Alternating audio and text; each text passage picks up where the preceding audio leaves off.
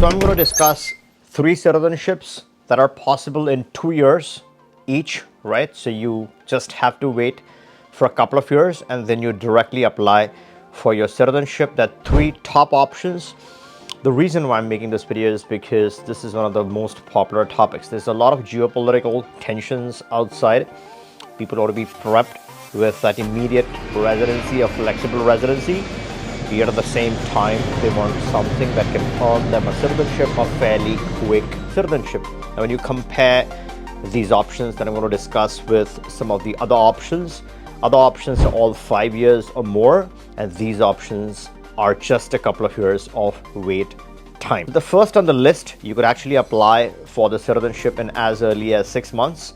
But the recommended time is to wait for a couple of years, which is 2 years, and then you apply. So you have substantial connections to show to the country. And towards the second half of the video, I'm going to tell you what's my favorite pick, what I would consider if I was comparing these 3 options. So make sure you stay right through till the end. Now, the first one on the list is a slightly weaker passport, but it's a powerful and interesting country. The option is Dominican Republic.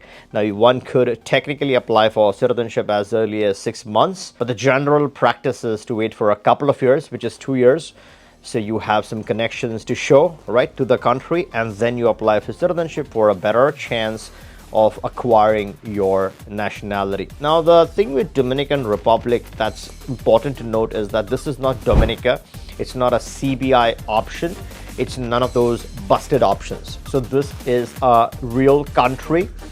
This is a natural citizenship that you would acquire for almost for free, right? Now, all these options, if you play it smart, you can either earn money while you're gathering or collecting these citizenships, or it could be next to free, right? So no golden visa fees, no donation, no kind of fancy stuff. Here you're just paying for application fees, lawyer charges and whatnot. So it is near free in that sense. Now, with Dominican Republic, there are 3 options. The beauty of this is that you can actually convert your active income to passive income, and then you can still qualify. A lot of other options require you to have rental income, retirement income, passive income, all that kind of stuff. Here you have the flexibility of converting active to passive. You can also convert existing funds in your bank to a passive income route, and it's possible, legally possible to do that. Once you do the conversion, you produce the right documentation, which our attorney can guide you through end to end.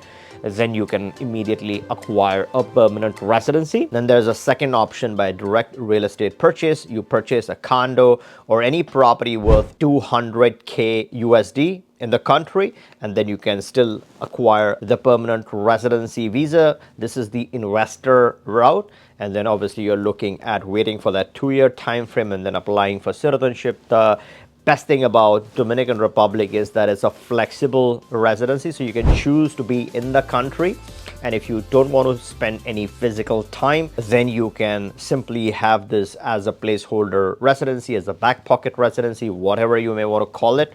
Nothing illegal. The country allows it to be flexible. That is the intent, and this is a permanent residency for life. As long as you're doing your yearly renewals, you should be good. Of course, when you apply for citizenship, you want to make sure you're domiciled at the time of applying for citizenship. So that is very important. We have 3 attorneys in 3 different parts of Dominican Republic. That's the idea, based on wherever it's Punta Cana or Santo Domingo, wherever you are deciding to land, we can get help for you at that point right there at the fastest possible time. You should get the services in the fastest amount of time. It should be processed correctly. Therefore, it's very important to work with good, knowledgeable attorneys on your residency application. The second on the list is Peru, a favorite for a lot of people.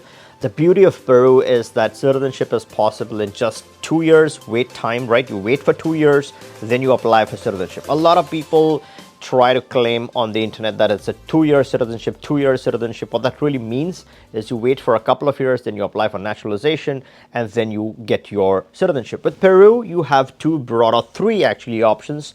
and I'm going to cover them in brief. I have discussed the whole Peru option in a lot of detail. So if you have missed my video on Peru, you can go back to the library and check for related content. The basic amounts are still the same. The basic process is still the same. Nothing has changed for the last 2 years. So this is a great option. A lot of people are concerned whether this is a safe place to live or not. Now, I've been to most of the places on the ground, doing things on my own, without any guide, without any help, none of that sort. It is purely picking the right pockets, using common sense, using your brains. Some of the cities or hidden gems within these places are beautiful. If you have the right knowledge, if you know where to go, if you have the right people, the right contacts, connections, you are absolutely all set, enjoying your life. The same country that the State Department says it's violent crime, murder capital, and blah, blah, blah jazz. If you pick the right pockets, you should enjoy a life in the same countries that are known for some of these things that they talk about. So Peru is a great option. The three options in Peru, the first one is by investment, right? There is a certain amount you invest in Peru and then you can qualify for the residency. A second option is through passive income route. Standard in most of the Latin countries, you always have the passive route. Let's say you are a retired person, you have passive income, rental income, retirement income, you can qualify for the passive residency route. And finally, there's the student route. A lot of people who watch my channel ask me to make content on student stuff. That's fairly straightforward. Pick your country, apply to programs, make sure you apply to credible programs, right? The university that you're applying to, let's say you're learning Spanish or doing some actual real degree or something. The main thing to remember here is that the university should be credible. It should be accredited, so you can then produce the right documentation to provide to the immigration. Your attorney does the filing, and then you can still qualify for the Peru residency. The key over here is 2 years. You stay in the country for a couple of years, and then you can directly apply for your citizenship in Peru. The biggest advantage with Peru is that it's a red hot looking passport. I really find it really hot to have in your portfolio. You really can't go wrong with Peru. Apart from looking beautiful, I think it does have some very valuable access. You get complete coverage within Latin America and outside. You can also use the benefits, or you can have this as one of your options in the Mercosur portfolio for future. It's a safe bet in my opinion. And finally on the list at number 3 is everyone's favorite. It's Argentina. It's particularly favorite because it's now become a right-wing country with Javier Milei.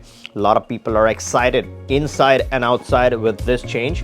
So let's say something goes horribly wrong in your home country, there's a leftist party in play, then you can always look at Argentina, give them a couple of years, give them a chance to give you the citizenship, right? Again, over here, when we say couple of years, it's 2 years of wait in the country. Then you apply for your citizenship, and then you're looking at an Argentinian passport. It's a beautiful blue passport. It's not the same blue as the US or the typical canned blue color of those passports. It's an interesting blue color passport. The only problem with Argentina, and this is particularly me, right? I see this as a problem, is that they make it super hard for any renunciation. You're not technically supposed to renounce your citizenship, so somehow you get it.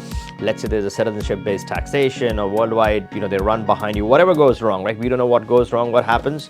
But if there's any stupid policy that they try to implement which directly affects you or indirectly affects you, then you want to be able to kick that citizenship out. Any kind of citizenship, you should have the option, the ability to cancel that, renounce that, throw it away, give it up, right? So you want to have that flexibility.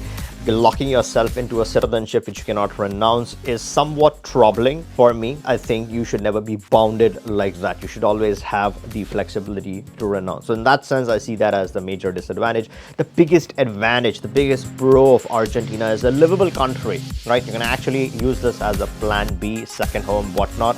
So you can actually go there, start living your life, enjoy your life. I particularly love the fact that it has, you can ski in Argentina. I love skiing options. I love countries where it's slightly cooler and not as hot as some of the central Latin countries. So in that sense, Argentina ticks all the boxes as far as the weather, the activities, the fun life is concerned.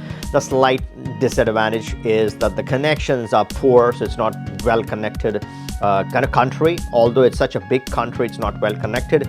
The connections from the US are fairly poor. So if you're thinking of going back and forth, that doesn't work out. It's not that well connected. If you're looking for good connections, I think Peru and Dominican Republic make a lot of sense because they're direct flights from several US cities. So it makes it easier for you to go back and forth. Let's say US is your primary home, you're looking for a second home, then you can easily move to these countries and do your thing and not break the bank. A lot of people don't want to blow up their cash in flights. Apart from just the money, I think the convenience, right? Sitting at airports and spending 24 hours in a flight is not what you want to do. You want to have a flight that's 2 hours, 3 hours, and that kind of stuff, right? If you're going to really travel to your plan B country. Now, how do you acquire the Argentinian citizenship? There are 4 or 5 ways of acquiring it. Now, if you have missed my video on the detailed steps, you can always return and hop onto this video. This talks about all the different eligibility criteria to obtain the Argentinian residency.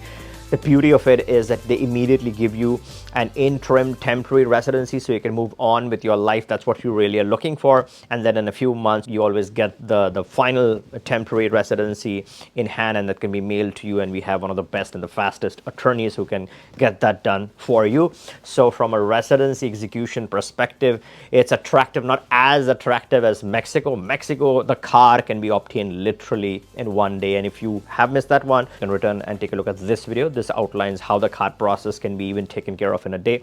Argentina would take slightly more, but it's all worth it because you get the card to leave with. Any country that you're traveling to, you're not going to grab the benefit on the same trip. It's slightly disappointing. When you're traveling, you want to make sure you have something in hand to show for it, to show yourself, to show your family, and feel really good and secure about it. Now, let me know your thoughts in the comments down below. I want to know which citizenship makes the most sense, or which residency makes the most sense out of the 3, which would be your pick and why.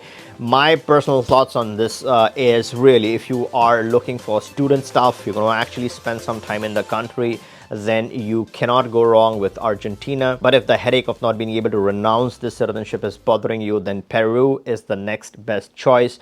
If you're looking for a completely flexible option and you're not really looking to spend much time in the country, or you're not going to set this up as your lifetime option, then you could look at Dominican Republic. It is a good option. Again, as I said, it's not a CBI country. Dominican Republic is an actual natural option that you can strike. The citizenship is not as powerful as Peru or Argentina. Nonetheless, this is an identity. This is a citizenship. The passport has interesting access like Brazil, Japan, and a lot of exotic ones, not the main ones, but some real exotic ones. So you really can't go wrong with an additional citizenship. But yeah, let me know your thoughts in the comments.